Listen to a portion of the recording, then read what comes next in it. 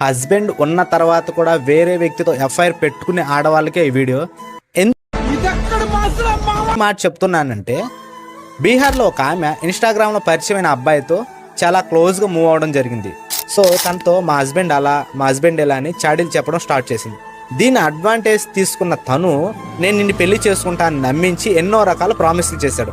దీంతో ఆమె నాకు కొత్త జీవితం దొరుకుతుందని చాలా హ్యాపీగా ఫీల్ అయ్యి అబ్బాయితో లేచిపోవాలని చూసింది.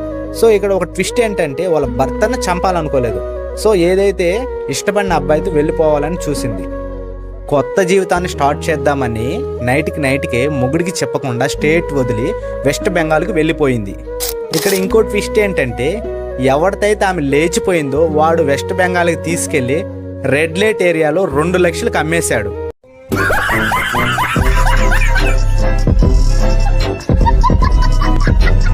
సో ట్విస్ట్ అయితే మామూలుగా లేదు కదా. ఇదంతా జరిగిన తర్వాత 8 నెలల తర్వాత ఆమె ఒక కస్టమర్తో తన బాధను చెప్పుకున్న తర్వాత వాడు వెళ్ళి పోలీస్ స్టేషన్లో కంప్లైంట్ చేస్తే ఈ విషయం గుట్టు బయటకు వచ్చింది. మొగుడున్న తర్వాత మొగుడిని చంపేసి ప్రియుడితో పారిపోవాలనుకున్న వాళ్ళకి, సో డైరెక్ట్గా మొగుడిని చంపకుండా ప్రియుడితో పారిపోవాలనుకున్న వాళ్ళకి ఈ వీడియో షేర్ చేయండి. ఈ వీడియో చూసి అట్లీస్ట్ కొద్దిమంది అయినా మారతారని నేను ఆలోచిస్తున్నాను.